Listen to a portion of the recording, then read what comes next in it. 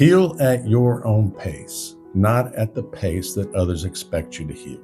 Now, if you're grieving, you know exactly what I mean. And that's why I wrote rule number 8, because it's because there are those in your life that will frustrate you the most. People who have never experienced losing a significant person in their life will suggest that you should be over it by now. And that's just the hard truth.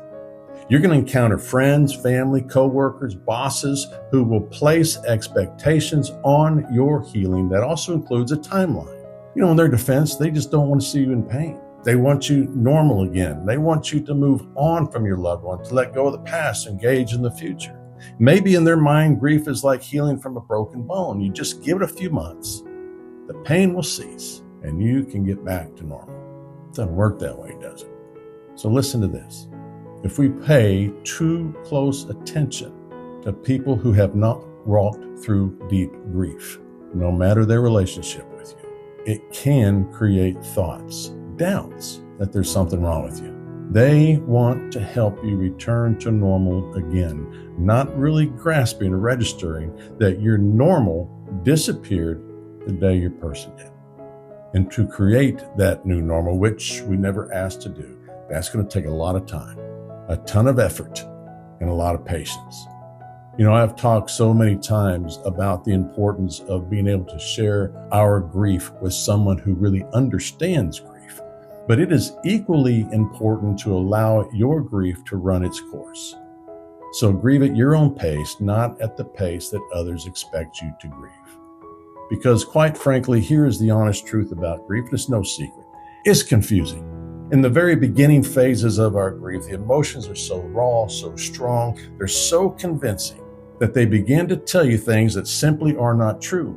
And your thoughts will say to you, I'm never going to heal. I'm never going to laugh again. Life will never feel meaningful again. And this pain will consume me forever. And now this is my new normal. I don't want it. And it's hard not to believe those thoughts. Why? Because you miss your loved ones so deeply that even thinking about a future without them kind of feels a little bit disloyal, doesn't it? So you want your old life back. You want your old routine back. You want the role you played with your person back. And when you discover that there is no going back, well, that's when we invite hopelessness, anxiety.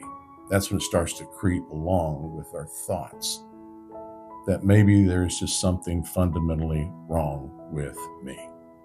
But here is what I want you to hear and what you need to understand. Grief is not the proof that you are broken. Grief is proof that you deeply loved. And though your heart feels like it's shattered in a million pieces, your brain right now is trying to figure out how to carry the love you experienced with your loved one into the future. Your brain is working. It's working diligently, quietly, slowly, patiently. Your brain is doing the hard work that you cannot see and frankly are too emotional to comprehend it. Even when you don't feel it, even when you think nothing is changing, you are healing. And here's the truth about healing. Healing doesn't move in a straight line. It doesn't go from point A to point B. Healing looks more like a tangled ball of yarn. Up, down, forward, backward, up, sideways, backwards, knotted, mangled, confusing. One day you feel strong. The next day you find yourself in aisle 9 of the grocery store bawling. That doesn't mean you're failing. It simply means that you are grieving. You see, the voice of grief begins this way. It says, I can't. It may even say, I don't want to. But with time and intentional effort to do the work that grief requires you to do, you begin to notice that grief's voice begins to change from hopelessness to hopefulness. And one of the biggest truths I've learned through my own grieving process is this. Healing is not learning how to live without your loved one. Healing really is learning how to move forward with their love. Their physical presence is gone, yes, but the love that defined them, the love that defined you and that person, that love remains. They are out of your sight, yes, but they are holding a strong and very bold presence in your heart and your mind. Your relationship is changing forms. Absolutely it is. But it's not disappearing.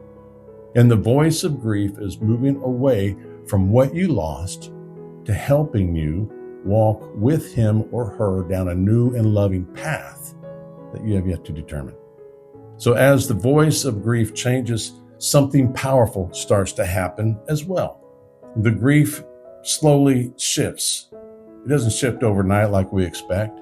It doesn't shift magically like we pray. It shifts gradually. Hopelessness begins to turn into hopefulness. And I know right now you feel stuck. I know right now you probably feel exhausted. I know right now you probably feel so frustrated that you aren't further along in your grief than you think you should be. But please hear this. Be patient with yourself. You did not ask for this journey, but here you are. And the very fact that you are still standing, the very fact that you are still breathing, the very fact that you are still trying means that healing is already happening, even if it's slow. So stop comparing your grief to someone else's timeline. This is your grief. This is your bond. This is your love. This is your story. Be willing to do the work of grief. But please, heal at your own pace. Talk through your grief with someone who understands. And if you don't have that person, reach out to me. Cry when you need to cry. I want you to rest when you need to rest. I want you to talk about your loved one often, and I want you to learn to carry their love forward boldly. And trust this, that the same love that bonded you to them in life is the exact same love and bond that will guide you into the future. For more information on what we're trying to do in the grieving community, for more information on a course that will help guide you, not by yourself, but with the help of others, join my site at revdannycouch.com.